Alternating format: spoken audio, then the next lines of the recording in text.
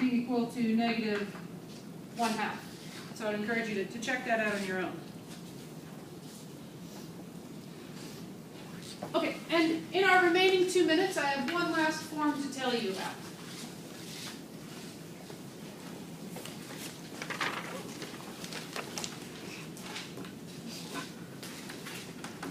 An example where the denominator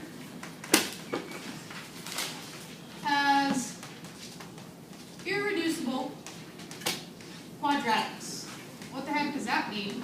Well, that means that you can't factor it. So, for example, x squared plus 1 cannot be factored in terms of real numbers. X squared plus x plus 1 cannot be factored unless you start using imaginary numbers. X squared plus 9, another example, cannot be factored.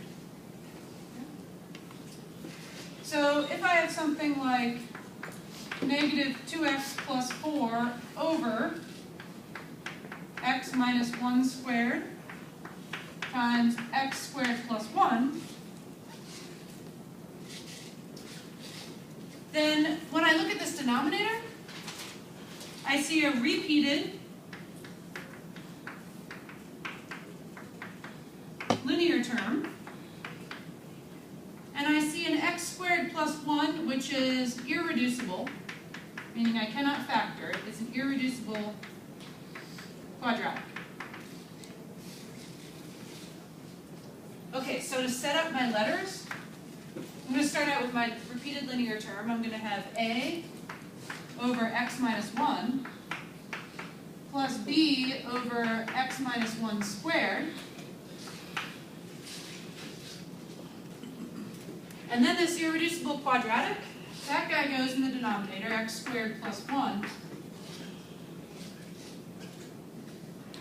But in this one fraction, I have added 2 degrees, 2 new degrees in here. So my numerator could be linear, or it could be a number. So when I have an irreducible quadratic, my numerator will be cx plus d.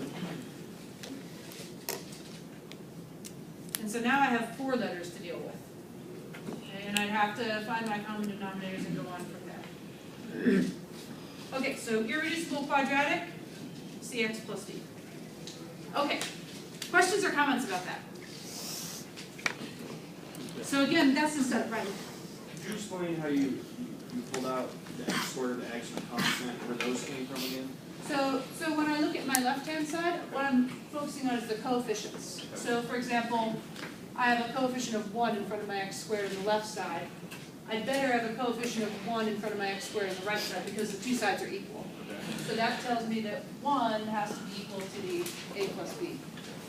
And with the x coefficient, there's 0 x's over here, and 2a plus cx is over here, so I've got that side. Okay.